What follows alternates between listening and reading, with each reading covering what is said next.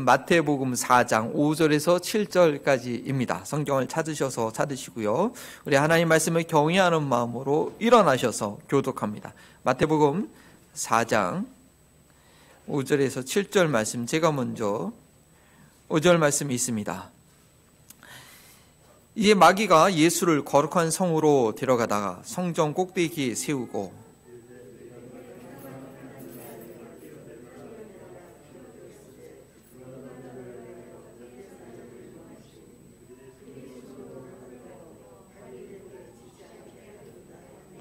함께 있습니다.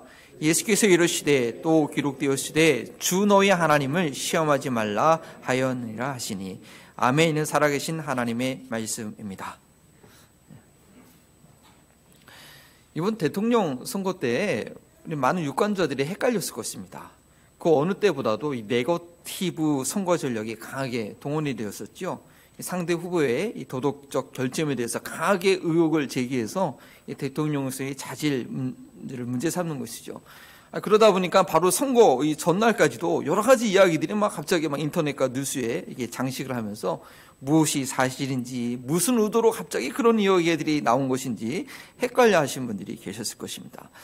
실제로 인터넷 매체나 이가 발달되지 않았을 때는요, 이 신문사나 이 방송사에서 내보는 정보 외에는 우리가 알 길이 없기 때문에 이런 네거티브 전략이 영향을 줄 때가 있었습니다. 그러나 요즘에는요, 유권자들이 직접 인터넷 서치를 통해서 다양한 자료를 확보해서 확인하기 때문에 쉽게 동요되지 않고, 우리 그리스도인들은 하나님 나라 가치와 맞는 분을 또 각자의 나름대로 이제 판단을 가지고 아마 잘 투표를 한 주자입니다. 그래서 거의 0.7%밖에 차이가 나지 않았죠. 그래서 우리가 참 이 한국의 하나됨을 위해서 늘 기도 제목이 저에게 있습니다.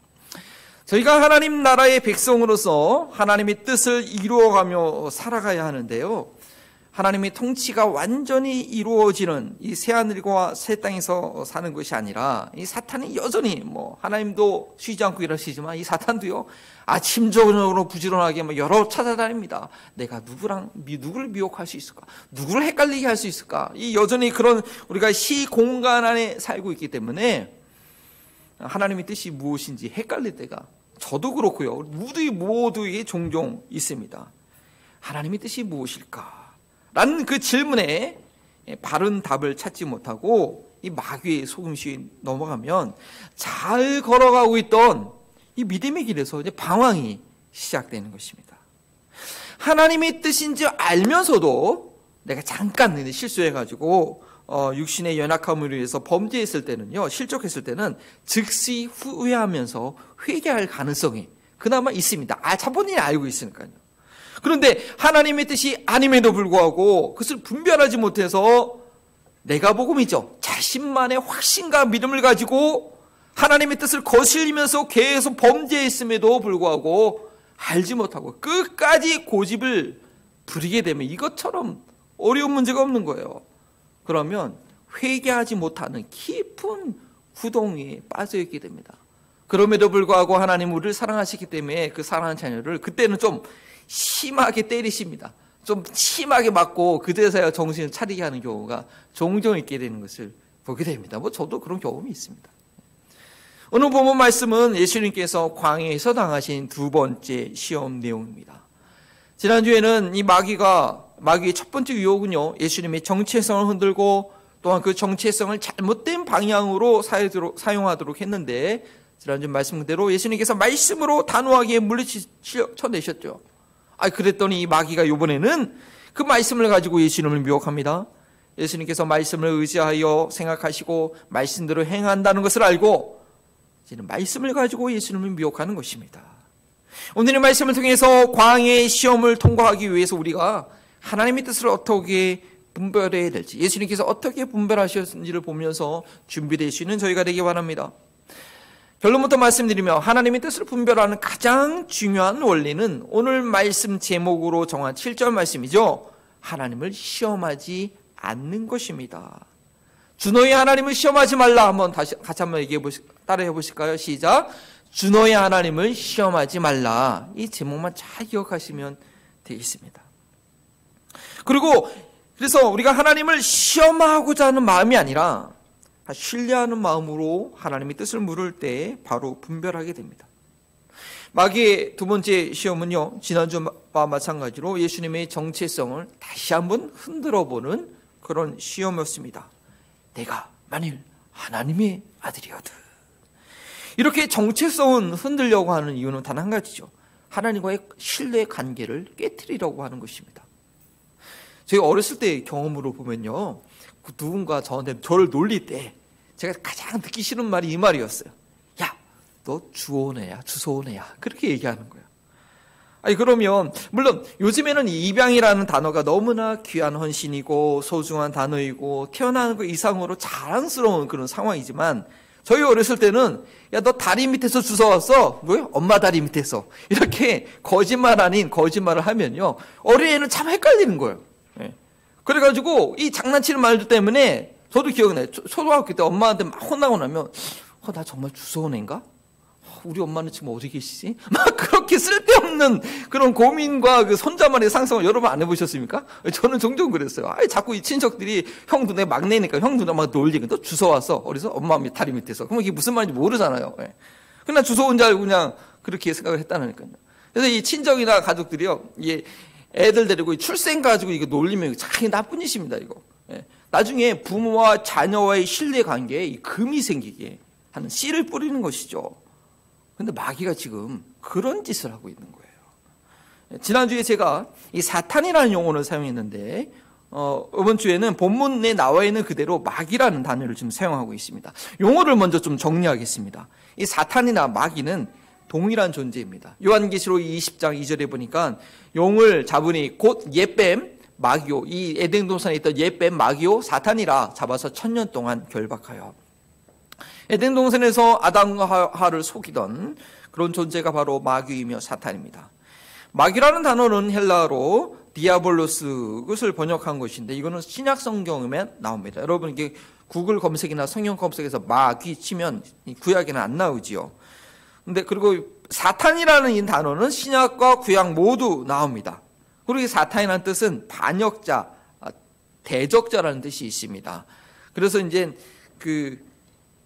신약 성경에 이 단어를 히브리어 발음 그대로 사타나스라고 그렇게 써 있습니다. 예. 히브리어에 있는 단어 그대를 이제 음역을 해서 그렇게 번역해서 쓴 거죠. 사탄은 반역자라는 뜻이 있고요. 반면에 이 마귀라고 번역한 디아볼로스, 게임할 때 디아볼로스, 영화에 보면 디아볼로스 단어가 많이 나오지 않습니까? 근데 이거는 무슨 뜻이냐면 분열하는 자, 고소하는 자, 비방하는 자 하는 뜻이 있습니다. 내 마음과한테 자꾸 이렇게 막 누구 험담하고 이거 왜 그러냐? 사실 마귀의 유혹을 받는 거예요. 우리 가운데 그런 속성이, 우리도 타락한 속성이 있기 때문에 이 마귀랑 비슷한 속성이 우리 안에도 있는 거죠. 같은 존재이지만 이 구약에서는 주로 하나님을 대적하고 대항하는 그런 사탄으로 불렸고, 신약에서는 사탄뿐 아니라 분열시키고 중상하고 모략하는 그런 마귀, 디아볼로스라는 존재로 그 존재를 더 드러내고 있습니다. 하나님을 대적하는 이 사탄이 지난주와 오늘 본문에서 속이고 비방하는 이 마귀의 일을, 분열시키는 이 마귀의 일을 하고 있는 것입니다. 하나님과의 신뢰관계를 깨트리고 분열하고 있는 것인데, 왜 그러냐? 나중에 이제 공생의 예수님의 사역 가운데 본인이 하나님의 아들이라고 증거할 때 유대인을 비롯해서 많은 사람들이 받아들이지 못하죠. 그리고 배척하고 그 이유 때문에 죽음에 이르기까지 되는데, 그때 예수님을 하여금 하나님을 신뢰하는 마음을 초장부터 이거 한번 흔들려고, 그래서 십자가에서 내려오게 하려고, 그 초장부터 그렇게 하려고 했던 것이죠. 내가 만일 하나님의 아들이거든 이라고 이 질문한 의도가 무엇인지 오늘 본문 가운데 확실히 저희는 보게 됩니다. 이 마귀가 예수님으로 하여금 어떻게 했죠? 성전 높은 곳에 올라가가지고 뛰어 내려보러 갑니다. 우리 그레암 제일 침례교 성전도 저 높은 탑이 있지 않습니까?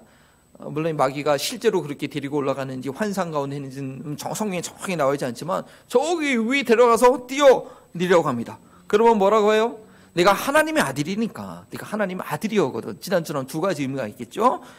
그러면 천사를 보내가지고 턱을 하나 다치지 않게 보호할 거다. 야, 네가 그렇게 한번 뛰어내렸는데 하나도 안 다쳤다 봐. 사람들이 보고, 이야, 막 대단하다. 막 그렇게 얘기할 거 아니야. 한번 해봐. 그렇게 얘기하는데, 근데 이게 마귀의 말이 아니고 시편 91편 11절과 12절 말씀을 이용해서 인용해서 말하고 있는 것이죠. 야, 성경에 약속된 거니까 안심하고 성전 꼭대기에서 뛰어내리라고 합니다. 이러한 마귀의 말이 옳은 말일까요? 네. 성경에 기록된 것이니까 이게 믿을 만한 것일까요? 시편 91편 마귀가 인용했던 이 말씀 본문을 저희는 자세히 봐야 합니다. 이 본문은요, 하나님께서 어떠한 상황 가운데서도 성도들을 지키실 것이라는 아주 은혜로운 그런 소망이 넘치는 말씀입니다. 그래서 다음과 같은 말 9절로 시작됩니다. 지존자의 은밀한 곳에 거주하는 전능자의 그늘 아래에서 사는 자여, 나는 여호와를 향하여 말하기를, 내가 고백하는 거죠. 그런 나의 피난처요, 나의 요새시요, 내가 의뢰하는 하나님이라 하리니. 이렇게 시작되는 말씀입니다. 하나님을 의지하는 자는 언제든지 하나님의 보호를 받을 것이라는 그런 믿음의 고백을 하는 것이 시편 91편입니다. 그런데요, 이 마귀가 인용한 그 11절과 12절 말씀은 사실은요, 하나님께서 직접 하신 말씀은 여러분 아니었다라고 여러분 알고 계십니까? 이거는 하나님을 의지하는 자의 믿음의 고백이었어요. 그리고 그러한 믿음의 고백에 대한 응답으로서 하나님이 직접 하신 말씀은 이 말씀이죠. 14절. 하나님이 이르시되 그가 나를 사랑한즉 내가 그를 건지리라. 그가 내 이름을 안즉 내가 그를 높이리라. 이렇게 시편 기자가 나는 하나님의 그늘 아래 있고 하나님 나를 지켜주실 것이다 라고 이렇게 고백하니까, 야, 저거 나를 사랑하는구나. 그러면 내가 너를 건져주지. 그렇게 약속하신 것입니다. 그래서 마귀가요, 이 성경 말씀을 제대로 인용하라고 한다면 이 시편 기자 자기 확신을 고백한 그 내용보다 하나님께서 직접 거기서 말씀하신 14절을 인용해서 해야지 원래는 정확한 인용입니다. 그런데 마귀는요, 진리의 말씀을 제대로 사용하지도 못하고 적용하지도 못하는 존재가 마귀입니다. 왜냐? 그런 진리에 속해 있지 않기 때문이죠. 여러분, 다음 성경 구절을 많이 들어보셨고 또 저기 사진처럼 성구 장식구로 써 있는 것도 이렇게 보셨을 것입니다. 그죠? 뭐죠? 내 시작은 미약하였으나 내 나중은 심히 창달이라. 여러분 집에도 뭐 한두 개 정도 걸려 있을 가능성이 있습니다. 자, 이 말을 누가 한 걸까요? 이거 누가 약속한 말씀인가요? 하나님께서 하셨나요? 비밀 알려드립니다. 아니요. 물론 욥기라는 성경에 기록된 말씀은 맞는데 이거 절대 하나님이 한 말 아니에요. 누가 한 말이에요? 욥의 친구 수아 사람 발라시 한 말이에요. 그 나중에 어떻게 됩니까? 이 친구들이 한 말이 하나님이 합당하지 못하다. 그래서 책망 맞잖아요. 합당하지 못한 말이라는 것이죠. 왜냐하면 이 배경, 그러니까 욥기 8장 9절인데 이것도 8장 전체를 보셔야 돼요. 여기 보면 이 수아시 그렇게 해요. 니네 자녀들이 다 죽었잖아. 하루아침에 다 죽었어. 근데 그 자녀들이 죽은 건 뭐다? 걔네들이 잘못해서 죽은 거야. 뭐가 죄가 있어서 죽은 거야. 그래서 네가 비롯한 자녀들이 하나도 없지만 하나님께 정말 도움을 구하면 그 자녀들은 그들의 죄 때문에 죽은 거니까 네가 하나님께 간절히 구하면 지금은 자녀가 하나도 없게 되겠지만 나중에는 많아질 거야. 그 얘기거든요. 나름대로 그 위로하는 말이에요. 지금은 연약하지만 심히 창대하게 됐다. 근데 이 말은 이 욥이 당하고 있는 근본적인 문제에 대한 이해는 못하고 그냥 표면적으로 이빨림, 위로하는 그런 헛된 소망을 불어넣는 그런 말이라는 거죠. 그런데 우리가 그것을 약속의 막심이라고 어떤 사업을 시작할 때, 개업할 때, 내 시작은 미약하나 나중에 심히 창대하리라, 뭐 이렇게 말씀을 사용하는 게 뭐 저도 예전에 한때는 그 말씀을 아멘으로 받은 적이 있으니까요. 그 실수로 범하곤 합니다. 저희는 성경에 기록된 이 말씀들을 유심히 살펴봐야 됩니다. 어떤 배경 가운데 어떤 목적을 가지고 어떤 의미로 기록되었는지 봐야 되는 거죠. 그러니까 성경을 좀 공부해야 되는 거예요. 그 표현이 좋다고 무조건 갖다 쓰면 안 됩니다. 특별히 내가 소원하는 것, 내가 원하는 것을 위해서 말씀을 사용하며 스스로의 올무에 빠지게 되죠. 저 같은 경우에 빌립보서 1장 네 소원을 네 안에 역사하신 하나님이 반드시 이룰 것이다 하면서 내 소원을 하나님께서 반드시 이루어줄 거다 막 그렇게 철석같이 믿고 막 했던 적도 참 있는데 뒤돌아보면 그게 그런 뜻이 아니거든요. 사실은 오늘 본문 말씀에 마귀가 그러한 시도를 하고 있었던 것입니다. 마귀가 시편 91편 11절 12절 말씀을 인용한 것은 사용한 것은요, 이 시편 91편 전체 기록 목초처럼 하나님을 신뢰하는 것에 대한 확신을 주기 위해서 쓴 것이 아니라 반대로 하나님께 대한 신뢰를 의심하기 위해서 썼다라는 것을 저희는 봐야 됩니다. 이 시편 91편 11절 그 바로 앞 구절의 10절의 말씀 보면 어떤 말씀이 있냐면 화가 내게 미치지 못하며 재앙이 내 장막에 가까이 오지 못한다. 내가 지금 이렇게 있는데 내가 산 곳 가운데 재앙이 오지 못한다는 그런 말씀이죠. 그런데 마귀가 제안한 것처럼 내가 스스로 위험에 들어가는 그 상황을 말하는 게 결코 아니라는 것이죠. 그것도 하나님에 대한 신뢰 때문 아니라 내가 누구인지 드러나기 위해서 그렇게 적용할 수 있는 말씀은 절대 아니라는 것입니다. 마귀가 얼마나 교묘한지요. 이 말씀의 앞뒤 구조 상황은 다 빼버리고 자기가 원하는 내용만 인용해서 말씀의 뜻을 왜곡시키고 있는 것입니다. 마귀는 하나님의 아들이라는 정체성과 하나님께서 보호해 주신다는 그 약속을 연결해서 제시함으로 이게 연결할 부분이 아닌데 그렇게 연결을 제시를 해가지고 신뢰해야 될 말씀을 도리어 불신의 동기로 사용했습니다. 하나님께서 나를 언제든지 지켜주신다는 말씀은 위험한 상황 가운데 있을 때 하나님을 신뢰하기 위해서 적용해야지 내가 하나님의 자녀인가, 과연 내가 하나님의 도움을 받을 수 있을까라는 그런 의심을 해소하기 위해서 위험을 자초하도록 적용하는 것은 마치 자살을 유도한 듯한 그런 마귀의 속임수라는 것이죠. 그러면 저희는 마귀가 이런 식으로 말씀으로 유혹해 오는 것을 어떻게 분별할 수 있을까요? 참 어려운 문제입니다. 내 말씀을 적용하는 동기와 목적을 잘 살펴보면 압니다. 하나님을 신뢰함으로 적용하는 것인지 아니면 하나님을 의심함으로 불신의 결과를 낳게 하는 것인지 봐야 됩니다. 마귀인 뱀이 에덴 동산에서 여자로 하여금 하나님에 대해서 불신하는 그런 말을 넣어준 것 같은 그런 결과가 나는 것이 아닌가라고 우리는 살펴봐야 돼요. 성경에 기록되어 있으니까 다 괜찮은 것인가요? 마귀가 예수님을 데려간 곳이 있다. 광야가 아닙니다. 거룩한 성이라고 해요. 거룩한 성, 거룩한 장소, 성전에 데려간 곳입니다. 죄의 유혹이 많은 유혹가가 아닙니다. 네.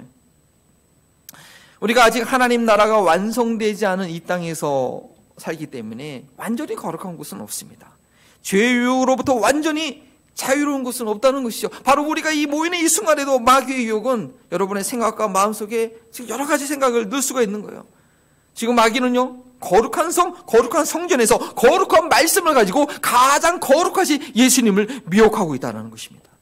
저희는 순간적으로 내가 드는 생각들과 그 판단들이 과연 하나님의 뜻과 맞는 것인지, 그러한 생각들이 말씀과 일치하는 것인지 참 분별하기가 어려울 때가 있습니다.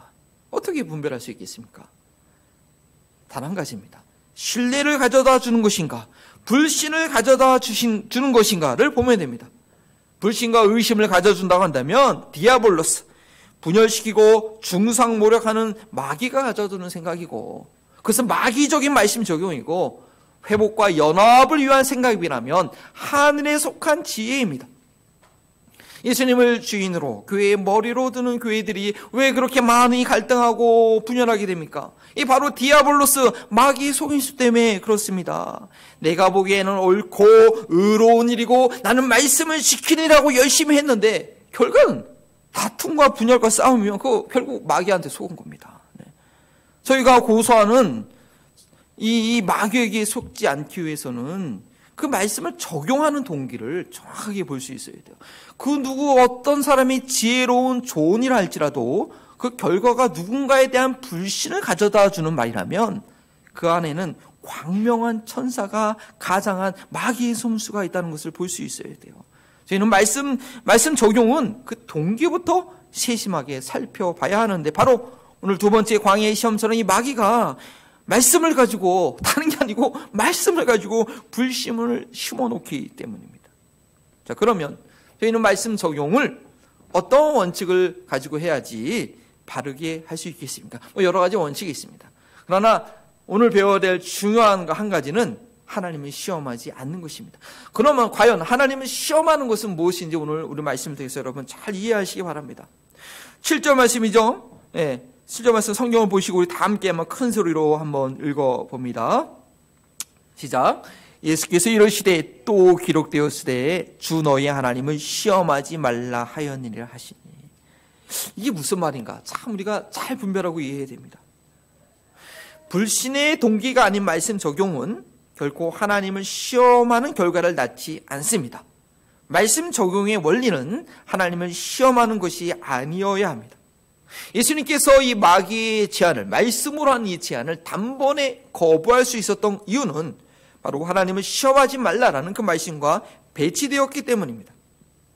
성전 꼭대기에서 뛰어내릴 때 천사가 받쳐주어서 상하지 않게 될 것이라는 것은 시편 91편 전체의 내용을 볼 때에도 완전히 잘못된 적용이었지만 그 전체의 내용을 내가 다 이해하지 못하고 있을지라도 그 적용하는 결과가 하나님을 시험하는 것이 되었기 때문에 합당하지 않다라는 것을 바로 알 수 있었던 것이죠. 그래서 주님께서는 신명기 6장 10절 말씀으로 바로 물리칠 수 있었습니다. 예수님께서는 이 뒷구절만 사용하셨지만 전체의 내용은 다음과 같습니다. 너희가 마사에서 시험한 것 같이 너희 하나님 여호와를 시험하지 말고. 이 하나님이 시험하지 말라라는 것이 어떤 정황이었는지 우리가 정확하게 그 의미를 이해하기 위해서 마사에서 시험한 내용이 무엇인지 아셔야겠습니다. 출애굽 열지왕과 이 홍해 바다를 기적적으로 건넌 지 얼마 안 되었을 때였습니다. 물이 없다고 원망했을 때 쓴물을 단물로 바꿔주시고, 먹을 것이 없다고 했을 때, 고기가 먹고 싶다고 했을 때 만나와 메추라기를 내려주신 지 얼마 안 되었을 때의 일입니다. 시내산에 이르기 전에 신광야를 지나 이 르비딤에 장막을 쳤는데 거긴 광야니까요, 언제든지 물 얻기가 쉽지 않겠죠. 그럴 때 이 이스라엘 백성들의 반응이 무엇이었는가 하면, 홍해를 마른 땅처럼 건넌 지 3개월밖에 지나지 않았고, 광야를 지나 지금까지 3개월 동안 지나오면서 200만의 사람들이 먹을 것이 마실 것이 부족하지 않았었는데, 지금 좀 물이 부족하다고 이 이스라엘 백성들이 모세와 다툽니다. 모세를 원망하면서 하는 이 말 좀 보십시오. 출애굽기 17장 3절에 보니까 당신이 어찌하여 우리를 애굽에서 인도해내서 우리와 우리 자녀와 우리 가축이 목말라 죽게 하느냐.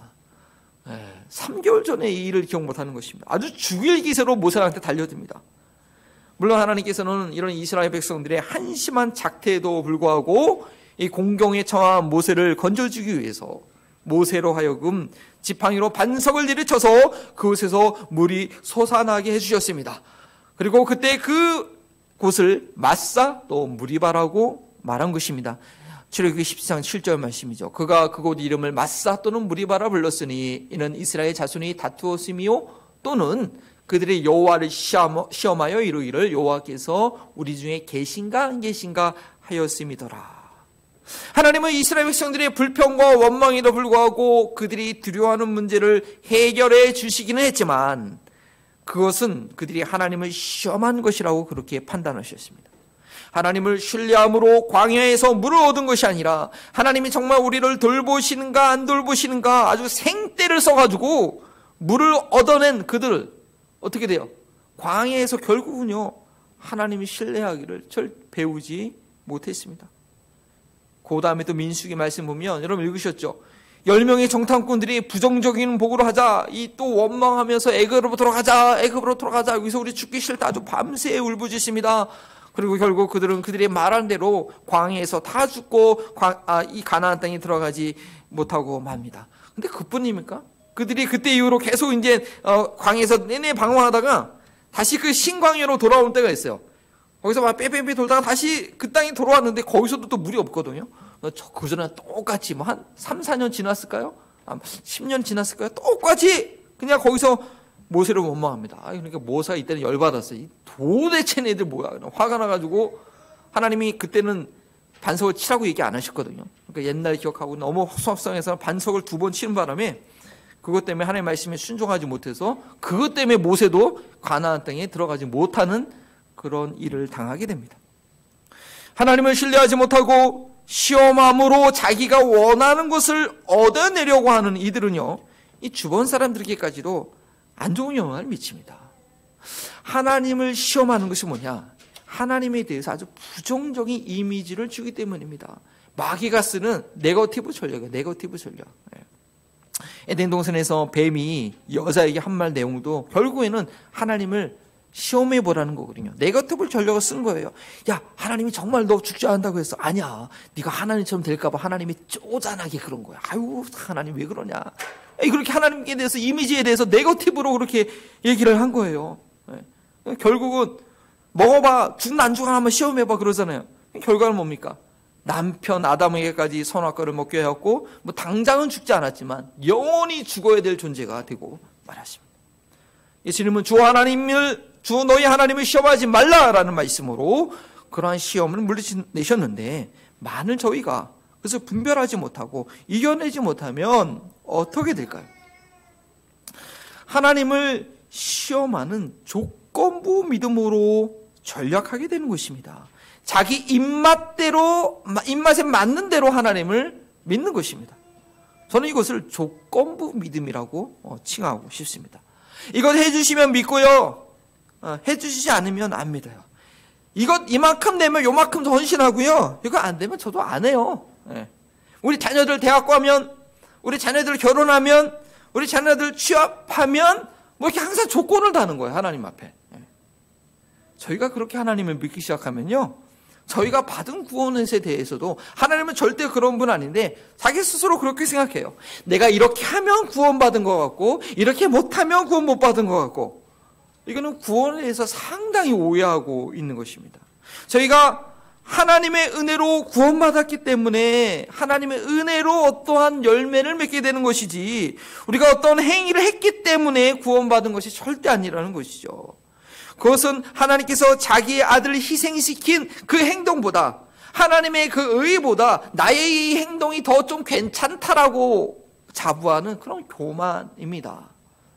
저희가 하나님 앞에서 헌신하는 것은 하나님의 은혜가 너무나 감사해서 하나님을 절대적으로 신뢰하기 때문에 그 어떤 것도 이 세상에 일어나는 것과 비교할 수가 없는 것. 나 같은 죄인을 하나님 본체 그 아들 그 독생자를 희생해서 구원하신 그 사건을 제대로 아는 사람은요. 이 세상에 그 어떤 질병과 어떤 가난과 어떤 재앙도 절대 비교 자체가 안 되는 절대적인 일이라는 것이죠.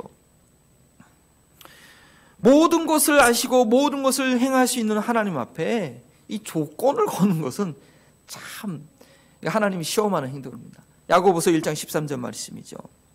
사람이 시험을 받을 때 내가 하나님께 시험 받는다고 하지 말지니 하나님은 악에게 시험 받지도 아니하시고 친히 아무도 시험하지 아니하시니라.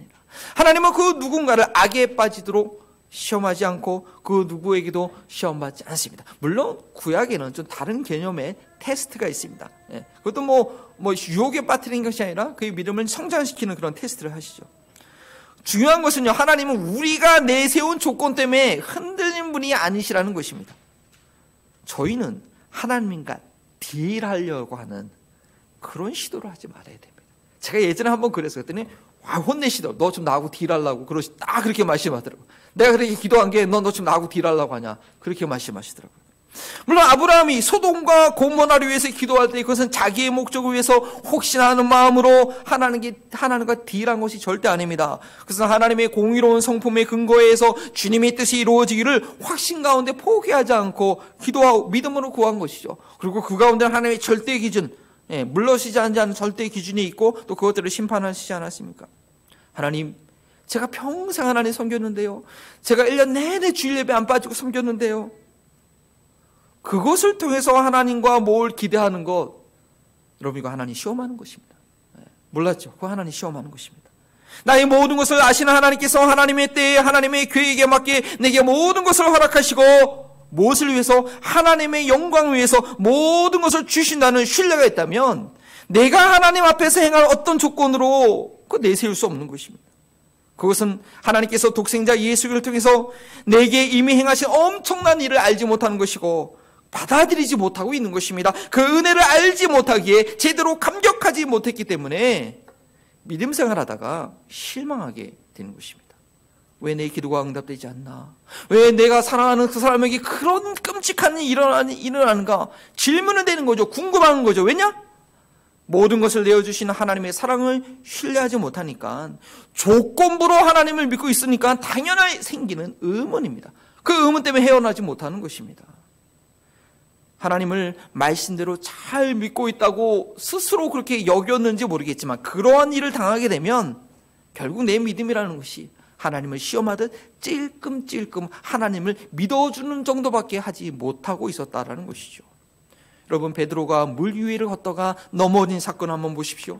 물 위에 걸어 오시는 그분이 정말 예수님이시라는 그런 믿음과 신뢰가 있어서 베드로가 물 위를 걷기 시작한 것이 아니었습니다. 여러분 아시죠? 베드로의 요청이 뭐였어요? 주님, 당신이 정말 예수님인 거 맞거든. 이시거든 나를 명하여 물 위에 올라오게 하소서. 그렇게 시작된 얘기예요. 의심 가운데 정말 그분이 예수님인지 아닌지 알고 싶어서 쉽게 말하면 예수님 시험한 것이죠. 나중에 어떻게 결국 바람이 불어오니까 무서워가지고 물에 빠져버리잖아요. 시험하듯 주님을 믿으면 결국 자신이 시험에 빠져들게 됩니다. 다른 사람이 여러분들 시험 들게 하는 거 아닙니다. 환경이 여러분들 시험 들게 하는 것이 아닙니다. 내가 주님을 신뢰하지 못하고 있기 때문인 것입니다. 우리 주님은 변함없이 그 물 위에 그대로 계셨고 물에 빠져가는 베드로를 건져 주십니다. 주님께서는 저희의 연약한 믿음을 도와주십니다. 붙들어 주십니다. 그러나 신뢰가 아닌 하나님을 시험하듯이 접근하면, 즉 조건부 믿음을 가지게 되면 결국 그 믿음은 시험에 빠지게 됩니다. 하나님의 뜻이 무엇인지 잘 모를 때, 확신에 서지 않을 때 저희가 종종 적용하려고 하는 기드온의 양털 사건이 있습니다. 근데 여러분 절대 오해하시지 말아야 됩니다. 마귀가 이 말씀을 가지고 저희가 하나님을 시험하도록 미혹할 수 있습니다. 야, 기드온도 그렇게 테스트했는데 너도 한번 확인해봐. 막 그렇게 마음에 속삭이는 거죠. 무슨 내용인지 아시죠? 이제 다음 주면 기드온 사사기 통독 읽으실 것입니다. 아주 흥미롭게 재밌게 읽으실 텐데 여러분 정확하게 읽으셔야 돼요. 그 어떤 한 부분만 가지고 야 이런 일이 있었나고 그렇게 하면 안 돼요. 이 내용이 뭐냐면 기드온이 300명의 용사만을 데리고 수만 명의 미디안 연합군과 싸우게 된 그 전쟁 바로 전에 있던 일이죠. 그래서 기드온이 하나님께 묻는 과정입니다. 내 손으로 이스라엘을 구원하시려고는 이 타작마당에 있는 양털에만 이 실을 내리고 땅이 마르게 해달라고 그렇게 기도합니다. 근데 정말 그렇게 돼요. 근데 한 번 더 물어봐요. 하나님 정말 나를 통해서 이스라엘 백성을 구원하신다고 하려고 한다면 이번에는 반대로 양털만 적지 않고 땅만 적게 해주세요. 근데 그대로 이번에도 그대로 돼요. 그래서 저희가 이 비슷하게 확신을 구할 때가 있습니다. 하나님 제가 지금 내가 그 집을 사야 될까요? 말아야 될까요?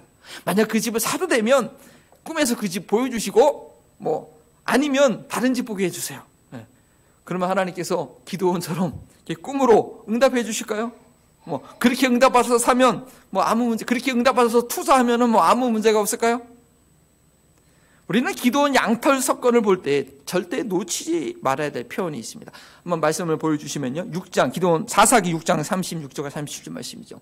기드온이 하나님께 여짜오되 주께서 이미 말씀하신 것 같이 내 손으로 그 다음에 또 제가 설명드렸죠. 그 다음에 또 주께서 이미 말씀하신 것 같이 이게 벌써 두 번이나 이 표현이 나옵니다.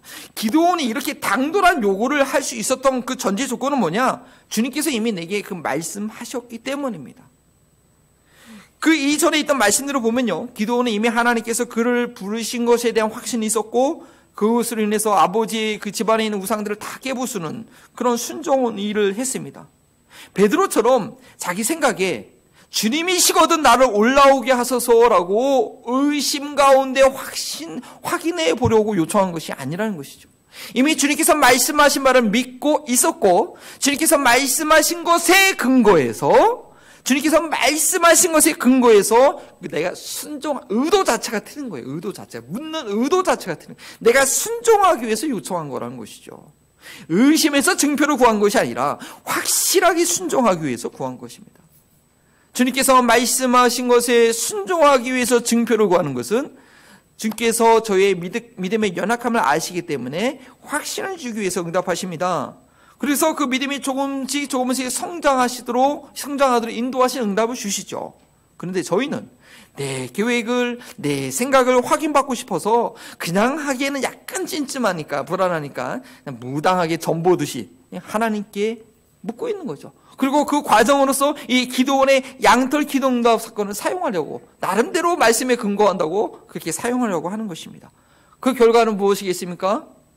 스스로 시험받아서 깊은 실망에 늪에 빠질 수밖에 없습니다. 제가 그런 어리석은 행동을 제가 기억해 보니까 2번 정도 한 것 같아요. 2번 정도. 지금 생각해 보면 2번 다 내 소원과 생각이 너무나 확고했고 그것을 확인받고 싶었을 뿐이었죠.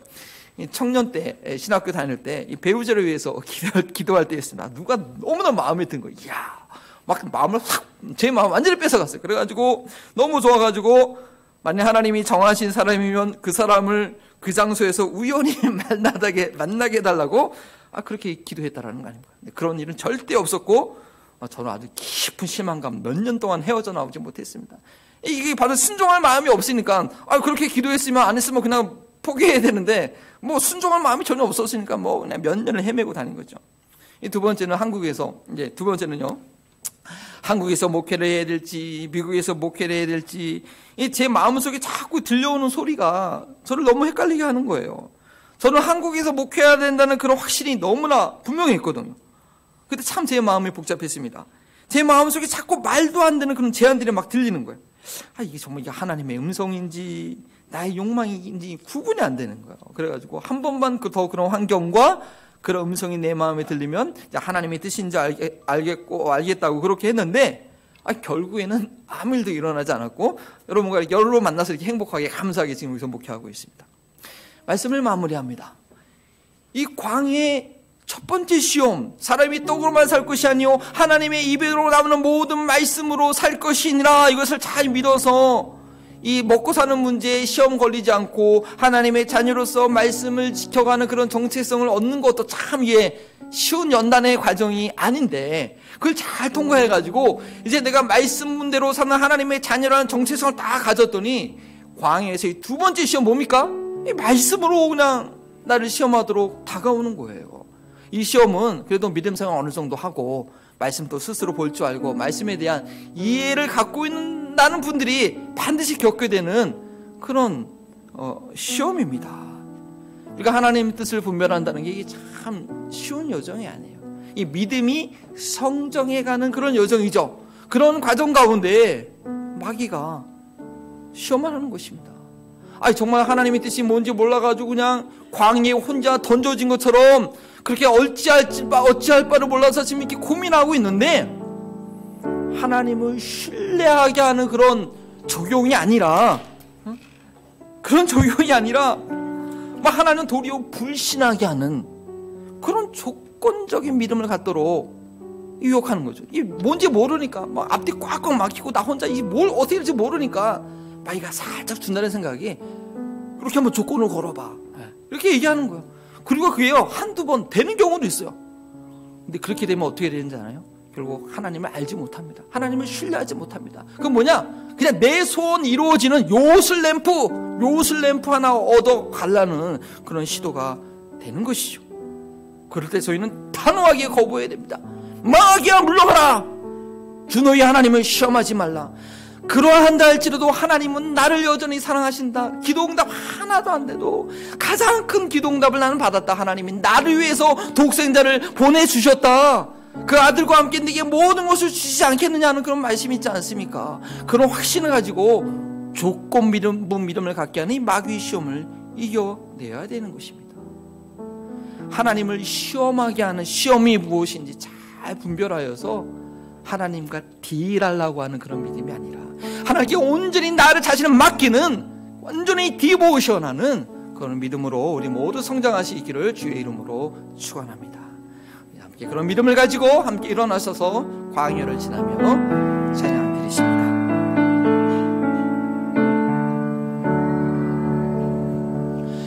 왜 나를 깊은 어둠 속에 홀로 두시는지, 어두운 그늘이 길었는지,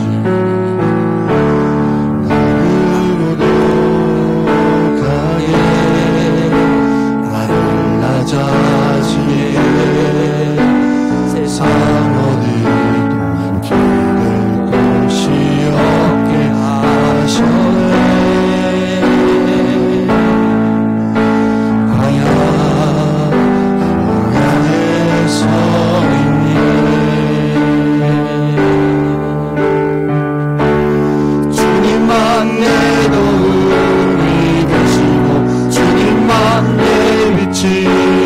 되시는 주님만 내 친구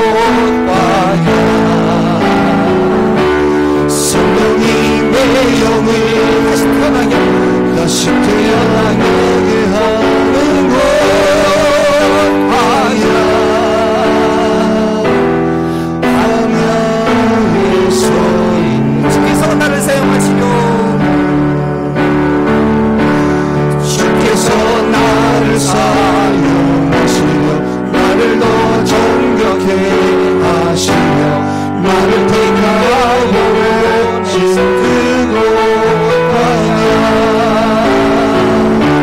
성령님의 영이 다시 태어나게 하는 것 광야 광야에 서 있네. 함께 기도하기 원합니다. 여러분 잘 믿음 생활하다가 종종 이 시험에 드는 경우가 있죠. 잘 달려왔는데 막 어느덧 더 이상 앞으로 나가지 못한 거예요. 하나님께서 내게 주시는 확신, 내가 헌신해야 될 것, 때로는 하나님께 대한 원망, 하나님께 대한 실망, 이게 뭐예요? 나 왜 여진 나 이렇게 살아야 돼요? 하는 그런 실망감, 하나님의 놀라운 계획을 보지 못하게 하는, 하나님의 놀라운 사랑을 의심하게 하는 그 조건문적인 사랑. 참 내가 말씀을 알고 말씀대로 산다고 했는데 도리어 그게 하나님에 대해서 하나님을 가리우게 하는 그런 것이, 그런 시험이 우리에게 언제 찾아올지 모릅니다. 그런 시험이 올 때 성령께서 분명히 너에게 말씀하십니다. 주 너희 하나님을 시험하지 말라. 주 너희 하나님을 시험하지 말라. 이것이 어떤 것을 의미하는지 우리가 마음속에 깊이 깨닫게 해달라고. 시간 우리가 묵상으로 기도하기 원합니다. 혹시 나의 믿음이 하나님께 한 신뢰가 아니라 시험하라는 그런 만홀히 여기는 그런 일이 없었는지 내 마음 깊은 곳을 한번 돌아보는 시간 같습니다.